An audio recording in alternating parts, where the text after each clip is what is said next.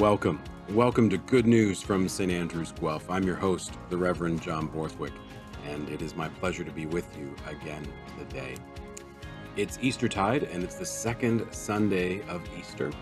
And so we're still hearing and talking about accounts of the risen Lord Jesus appearing before disciples and friends. That'll be a part of our service today, but I've got a really special treat for you as well. Last year, we had a friend of mine in the community, Curt Hammond, come and talk to us about an initiative he was starting up, something that was burning within inside him, a passion he had to communicate. And it was called 4 Simple Words. And the 4 simple words are, I'm not going to tell you, no. Because what we've done is, as we promised, we brought a clip from our episode that we did last year when we had a Zoom review with Curt to talk about the 4 simple words. And that clip that's going to come in just a minute or so is going to tell a bit of the background and a bit of the story if you weren't a part of that conversation about a year ago here at St. Andrews, where Curt talks about the 4 simple words. Now, that 4 simple words journey has taken him on a year-long journey of engaging and learning more about this idea of service leadership. And that's what he's going to talk about today in worship. So first, watch this clip coming up. It's Curt Hammond and I having a conversation. He's a good friend, and so there's a bit of a banter that happens occasionally. But essentially, this is the clip that speaks about the story behind 4 simple words. And you can watch the full episode on our YouTube channel to get a better sense of the fullness of the conversation that Curt and I had. So here he is, Curt Hammond and I, talking about 4 simple words.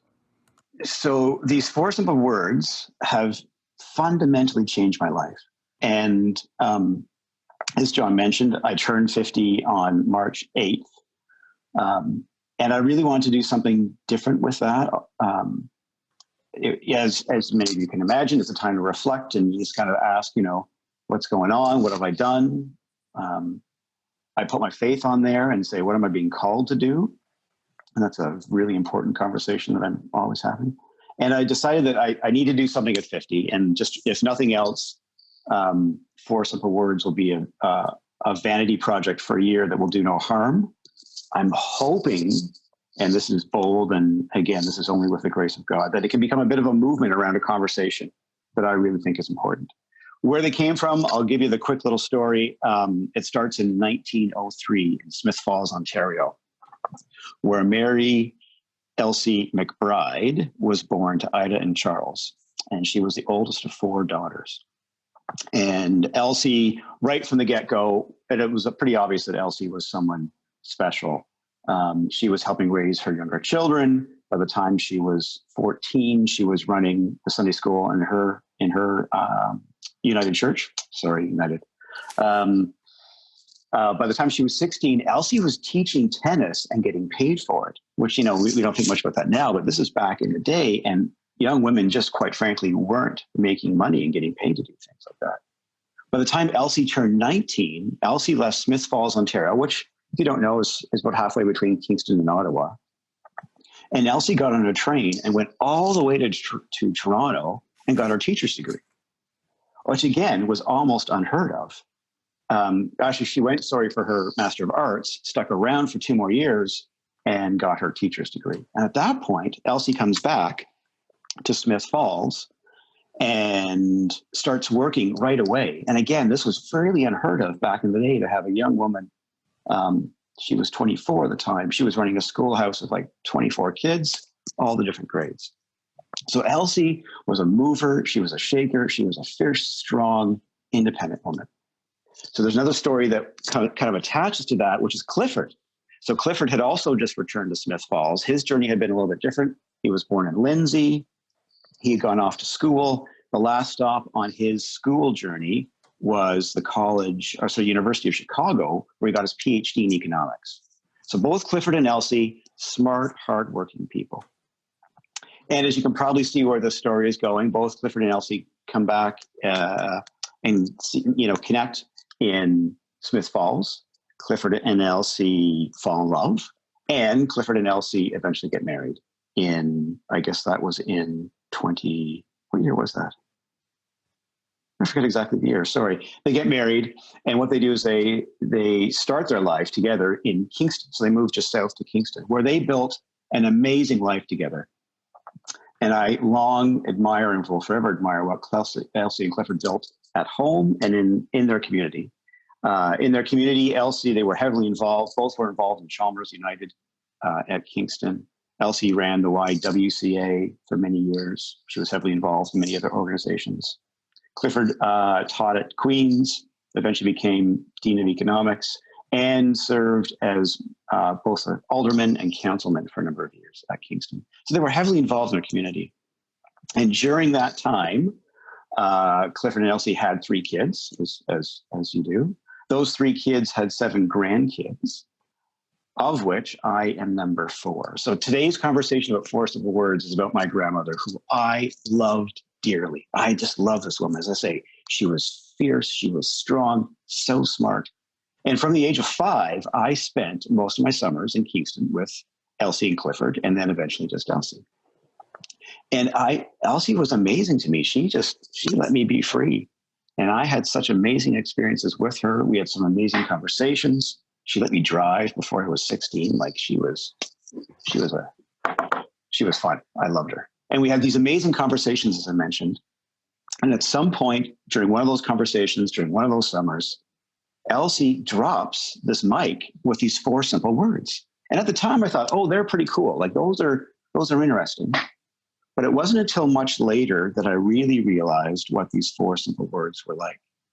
And so it was a gift from Elsie, these 4 simple words, and they've really carried me through my life. First of all, they were modeled by my mom day in, day out, through the good times and the bad. And I'll be honest with you, there were a number of bad times. And throughout that time, Mom never let go of these 4 simple words. As I moved from being a teenager into becoming a young adult, these 4 simple words shaped who I was, how my expectations of myself, my expectations of others on me. So they had a profound impact as I began to, become adulting, as the kids say now. These 4 words, and this is what we're going to circle back to today, they've profoundly impacted my faith, because I have pushed them away hard. I have said, these 4 simple words are not for me. Sorry, no. And they've come back. And I've pushed them away again, and they've come back. And I've pushed them away again, and guess what?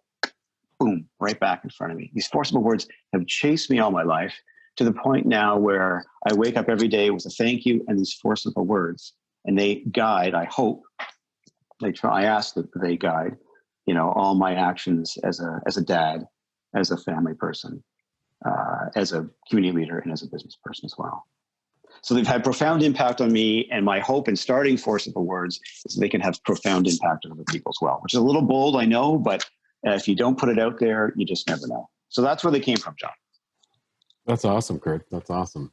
Yeah, we call that in the faith community, like that idea of being pursued by something, that something won't give up. Right.